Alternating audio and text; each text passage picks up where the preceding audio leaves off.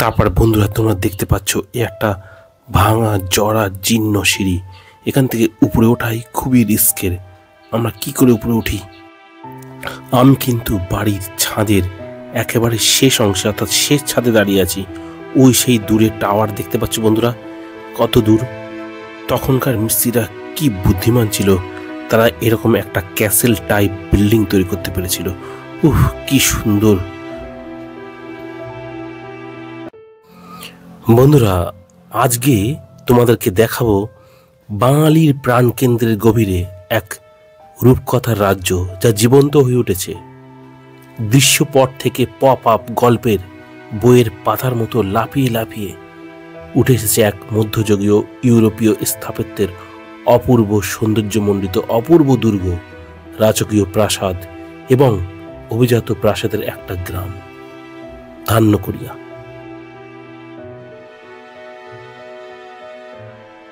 বন্ধুরা, সম্প্রতি প্রকাশিত dictionary of historical places Bengal 1757 সাল থেকে 1947 সাল পর্যন্ত ধান্যকুড়িয়া একসময় সুন্দরবনের অংশ ছিল। ঘন জঙ্গলে ঢাকা ছিল, লবণাক্ত জলাশয়ে ভরা ছিল। 1742 সালে জগন্নাথ দাস নামে এক ব্যক্তি পরিবারের সাথে এখানে বসতি স্থাপন করেন। এখানকার বন জঙ্গল সব পোষা করেন। তখন গ্রামটি একটি বাসযোগ্য জনবসতিতে রূপান্তরিত হয়। চলুন আমরা প্রথমে আপনাদেরকে এই যে বাড়িটা দেখতে পাচ্ছেন তার সম্বন্ধে বলি।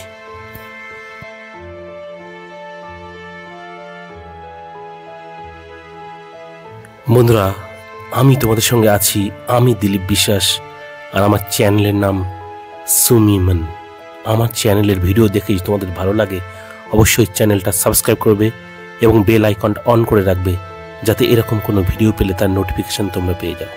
আর মনে করে অবশ্যই একটা লাইক দেবে। তাহলে চলো বাড়ির সম্বন্ধে বলতে থাকি।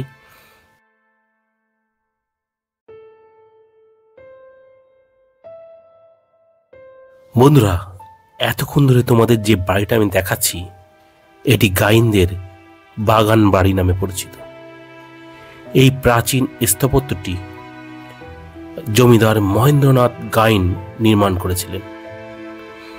1960-এর দশকে পশ্চিমবঙ্গ সরকার এই বাড়িটি অধিগ্রহণের আগে এটি অবশ্যই গাইনদের বাগান বাড়ি নামে পরিচিত ছিল। এটি সবচেয়ে ধান্যকুড়িয়ার যে কটা জমিদার বাড়ি রয়েছে তাদের মধ্যে এটি সবচেয়ে আকর্ষণীয় বাড়ি।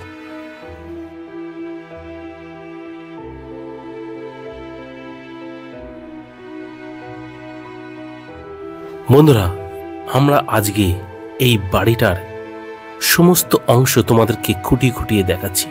আমরা এখন বাড়িটার পিছন দিকে আছি। তো আমরা একটা বিশেষ কারণে ছাড়পত্র পেয়েছি এখানে ঢোকার, তাই আমরা আজকে যতটা পারি সমস্ত অংশ তুলে তোমাদেরকে দেখাচ্ছি ভিডিওর মাধ্যমে। আমরা এক্ষুনি এই বাড়িটার ভিতরে ঢুকবো, সেখানকার অবস্থা কেমন তোমাদেরকে দেখাবো।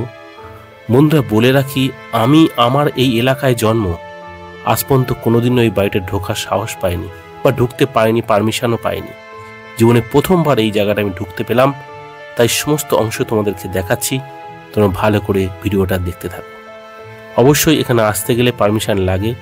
আমি গেটম্যানের কাছে পারমিশন পেয়েছি বলে ঢুকেছি, তাই তোমাদেরকে বাড়িটা ভালো করে দেখাতে পারছি। চলো তোমাদেরকে বাড়িটা ভালো করে দেখিয়ে দেই।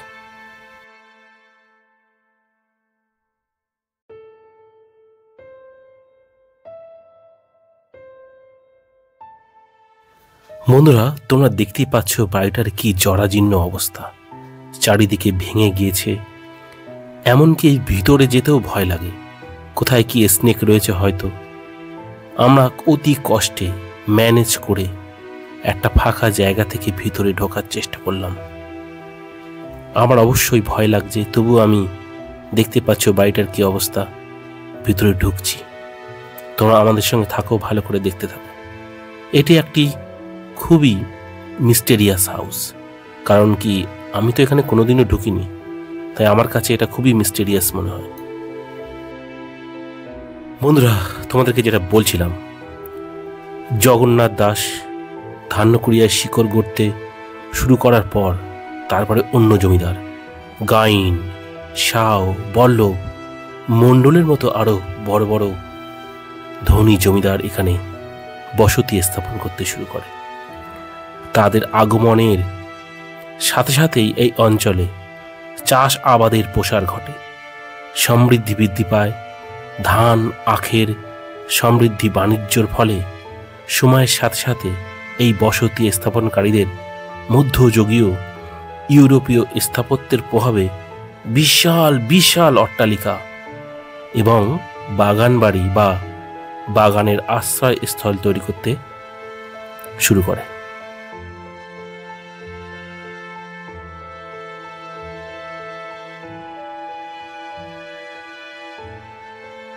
বন্ধুরা, তোমাদেরকে বলে রাখি, এই জমিদার পরিবারগুলি স্থানীয় জনহিতকর কাজেও গুরুত্বপূর্ণ ভূমিকা পালন করেছিলেন। উদাহরণস্বরূপ বলা যায়, 1885 সালে মহেন্দ্রনাথ গাইন এবং উপেন্দ্রনাথ সাউ ধান্যকুড়িয়ায় প্রথম ইংরাজি মাধ্যমিক বিদ্যালয় তৈরি করেছিলেন। 1888 সালে সাউ গ্রামে একটা দাতব্য হাসপাতাল তৈরি করেছিলেন, যেখানে 1893 সালে একটা বালিকা বিদ্যালয় প্রতিষ্ঠিত হয়েছিল। দুর্ভিক্ষের সময় পরিবারগুলি স্থানীয়দের বিনামূল্যে খাবার দিত বলে জানা যায়। তো চলো বন্ধুরা, আমরা এবারে এই বাড়িটার ভিতরে ঢুকতে থাকি। তোমাদেরকে বাড়ির ভিতরের অংশ প্রত্যেকটা দেখাবো, কিন্তু তোমরা কিন্তু ভিডিওটা কেটে কেটে দেখো না।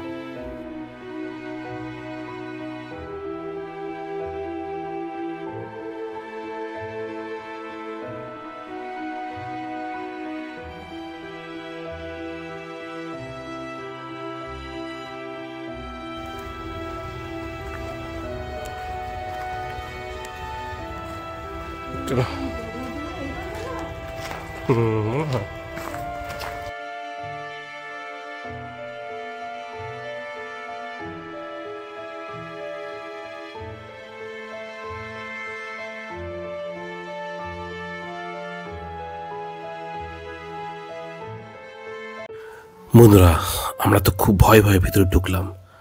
আর ভিতরে যে উঁচু উঁচু স্তম্ভ দেখতে পাচ্ছ, তার গা বেয়ে সিঁড়ি রয়েছে, সেখান থেকে উপরে ওঠার চেষ্টা করলাম।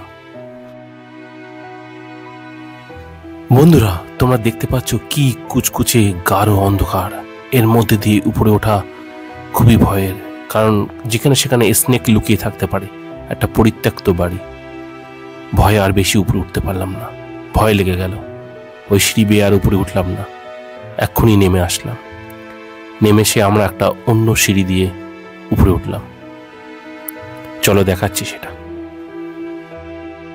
তারপরে বন্ধুরা, তোমরা দেখতে পাচ্ছ এই একটা সিঁড়ি, যা ভেঙে জরাজীর্ণ অবস্থায়। এখান থেকে উঠতে ভয় পাচ্ছিলাম না, ভেঙে চুরে নিচে পড়ি। তবু কিন্তু এখান থেকেই আমরা আস্তে আস্তে দোতলায় উপরে উঠলাম।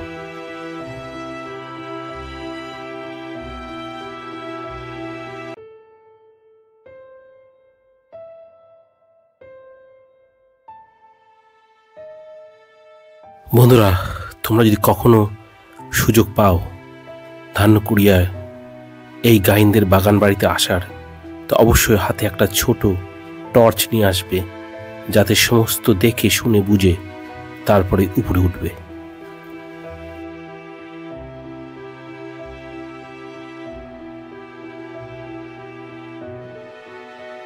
বন্ধুরা, আমার সেই স্বপ্নের কল্পনার বাগান বাড়ি, গাইনদের বাগান বাড়ি, যা কিনা আমি এতদিন ধরে দূর থেকে শুধু দেখে এসেছি। আমি তখন ছোট্ট ছিলাম, পাশে হসপিটালে আসতাম, কিন্তু খুব ইচ্ছা ছিল এই বাগান বাড়িটার ভিতরে ঢোকার। কোনোদিনও পারিনি। আজকে এত বছর পর আমি স্পর্শ করতে পারছি, আমি ভিতরে ঢুকতে পারছি। ওহ, কি আনন্দ, কি আনন্দ! দেখো কি অবস্থা জরাজীর্ণ ভিতরে, এখনো পর্যন্ত ভালো আছে। সরকার যদি একটু নজর দেয়, আমার মতে এই বাড়িটা হয়তো টিকে যাবে। অনেক দিন পর্যন্ত বাঁচিয়ে রাখা উচিত, কারণ ইতিহাস কখনো ভুললে চলে না।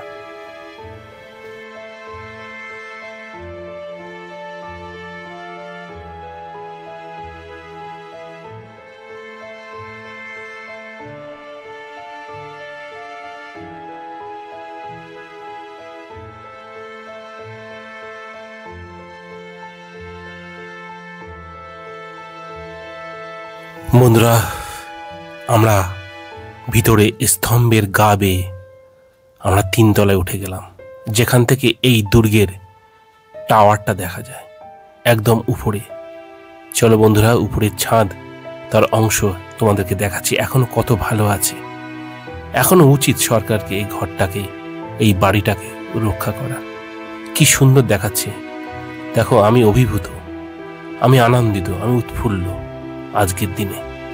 দেখতে পাচ্ছ তোমরা অবশ্যই এখানে আসার সময় একা আসবে না, দলে আসবে, কারণ তাহলে সাহস বাড়বে এবং বুঝতে সুবিধা হবে।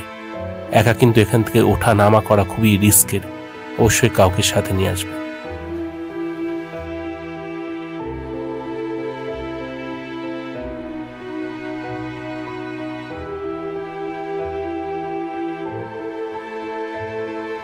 বন্ধুরা, আমি কিন্তু এই বাড়িটির ছাদের শেষ অংশে দাঁড়িয়ে আছি।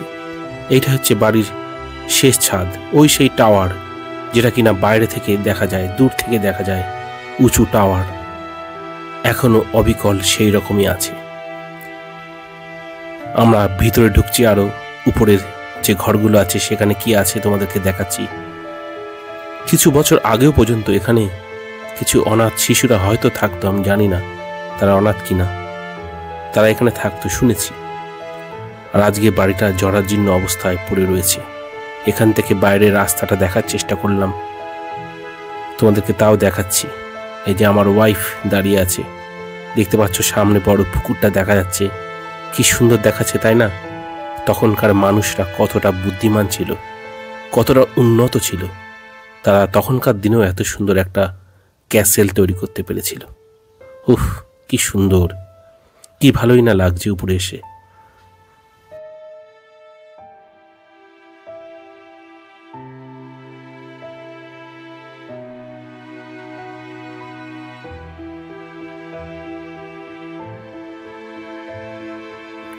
বন্ধুরা, তখনকার দিনে ইংরেজদের সঙ্গে এই জমিদারদের হয়তো খুব ভালো সম্পর্ক ছিল। তারাও হয়তো এই জমিদার বাড়িতে আসতো, থাকতো। ভাবতে পারছো 1947 সালের আগের ঘটনা। উফ, সেই বাড়ি এখনো পর্যন্ত অটুট। আমি এক্ষুনি আমার ওয়াইফের সাথে এর ভিতরের স্তম্ভের গা বেয়ে যে সিঁড়ি আছে সেখান থেকে নিচে নামছি। কিন্তু তোমরা দেখতে পাচ্ছ যে স্তম্ভের গা বেয়ে নিচে নামছি, পুরোটা অন্ধকার। এটা খুবই রিস্ক নিয়ে নামলাম, আমার এভাবে নামা উচিত হয়নি। 2য় তলায় নেমে আসলাম।